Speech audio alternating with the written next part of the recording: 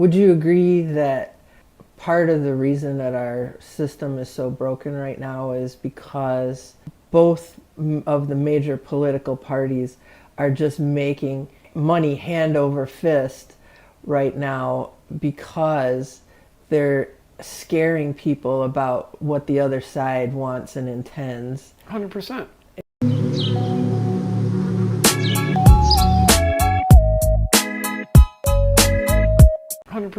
Yeah, because they're making so much money off of it. We've all heard the term the military industrial complex. There is another term that started cropping up over the last few years. It's called the political industrial complex.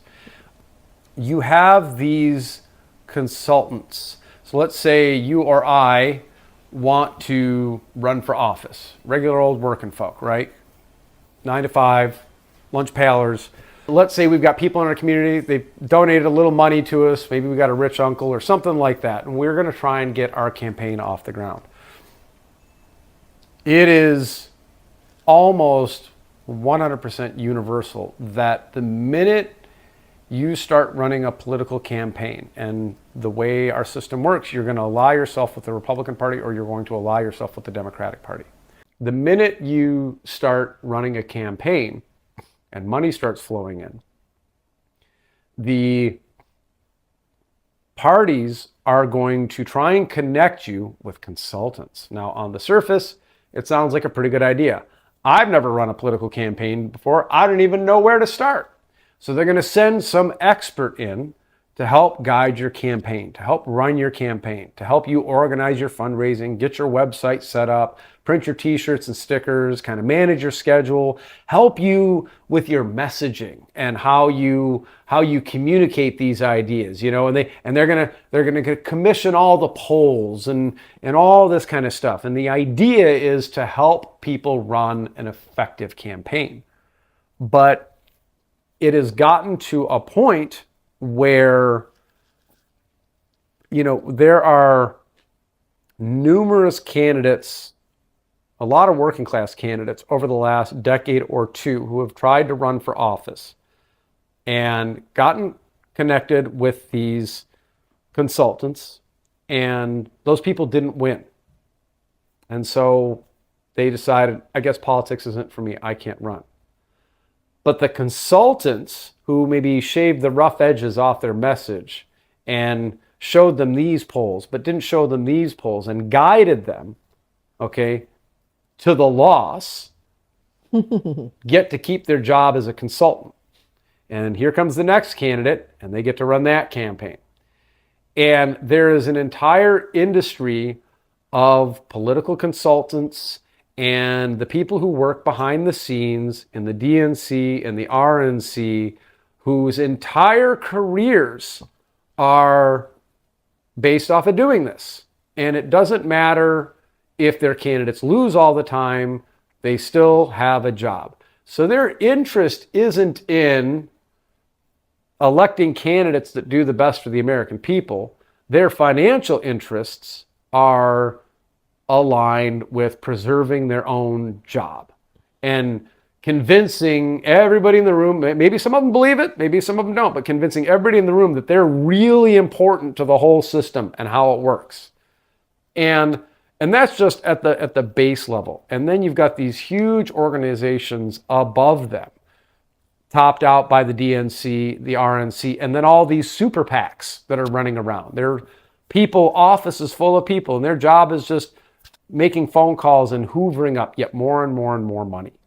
And so I don't believe that they're doing this on purpose just to make money, fully acknowledging that they've screwed up American politics. Maybe some of them are bright enough to connect the dots and realize that they're not actually helping America or Americans or our political system. But it's something that it's a recurring theme that you'll probably hear me spring up again. It's about the incentives. You know, we recently had an incident at my place of employment, and we had one of the upper level kind of managers come in and speak to us, and we, the high vis dirt monkeys, were proposing solutions to a possible problem. And I both respect and am a little annoyed by this bigwig who said, if at any point I have to choose between what you guys want and my job, I'm going to choose my job every time. Now, in the case of what we wanted, it was a safer work environment. In the case of what we, the people, want, we want a functioning, effective country. The incentives of the people who work in the political industrial complex are not the same as that. Their incentive is to get a raise, get a promotion, get linked up with this campaign or that campaign, preserve our organization, which is why both Democrats and Republicans, one of the things that they're completely on the same page with is shutting down any kind of third-party candidate. Unless they think it'll help their guy, right? Then they're okay with a third-party candidate as a spoiler. But at the end of the day, they have no interest in fixing our political system because their entire careers are based off of this broken two-party system. So, it's just like there's it's the same thing that happens. It has come out over the last couple of years that, this is not the same thing, but it's a perfect illustration of what is going on behind the scenes within our political system here, within the political industrial complex.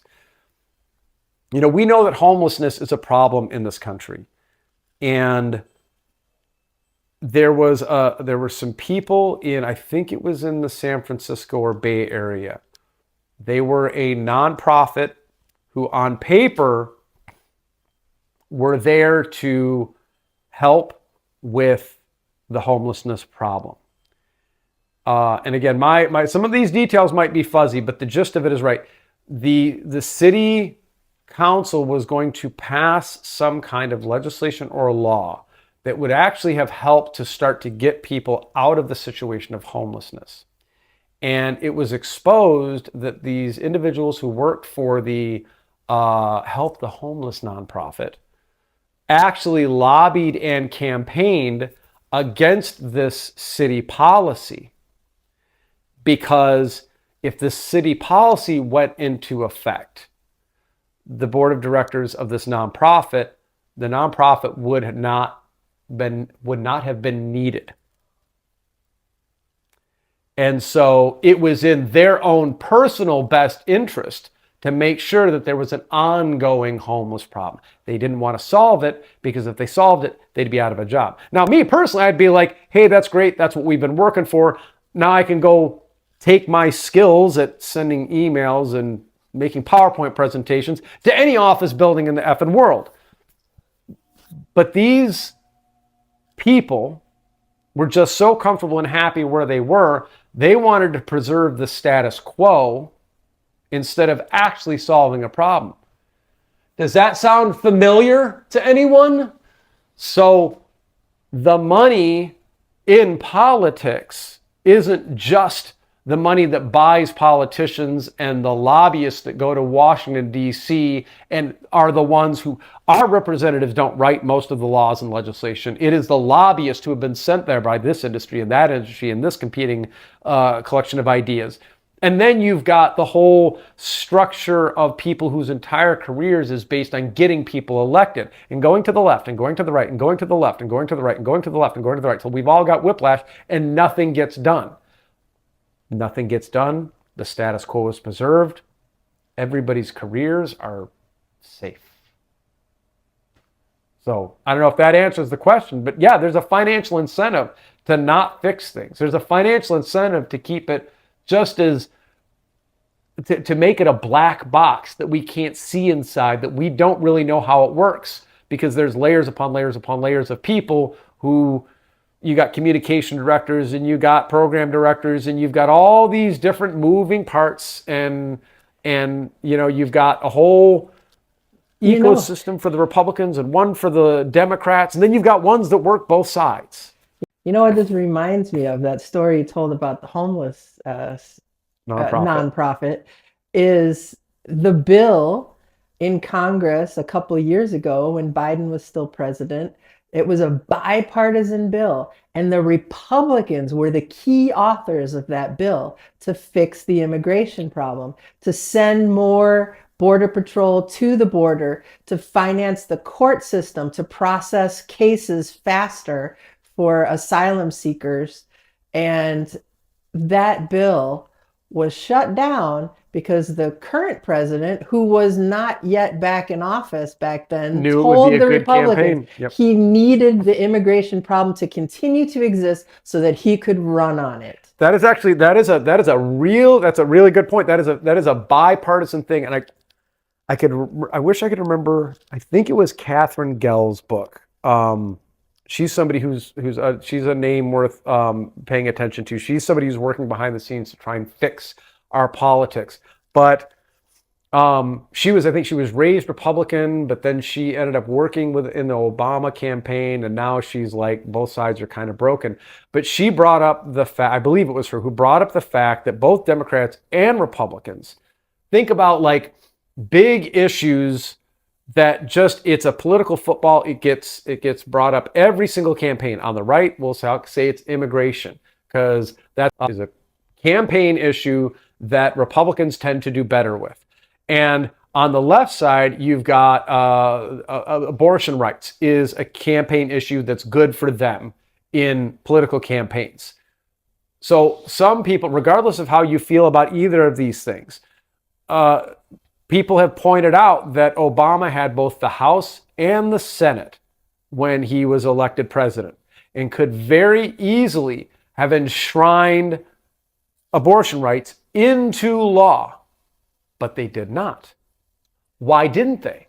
Because if they did that, then they wouldn't be able to run their campaigns on it. Oh my God. And this happens on both the left and the right. Disgusting. They make a big deal out of talking about it. And even you talk about Obamacare and the health care plan, right? That like Obamacare in some ways helped, but in other it was a flawed system, right? Which means for the rest of our lives, Democrats can continue to run on health care, right? They can continue to use it as a way to win campaigns. What a lot of the people who sent Obama to office, the majority of people, wanted a public option. Mm-hmm. Okay, so by leaving that off, they can continue. And that's kind of what I meant by that. Like, it was a flawed solution to the problem. So they can continue. There was talk at one point about having a component of Obamacare being a potential public option. Maybe I think it was for people of a certain income level, below a certain income level could, have the public option. I understand why that's politically problematic, but at the end of the day, the takeaway is the fact that like there is no incentive for politicians to come up with the big fixes for these things that we keep arguing about.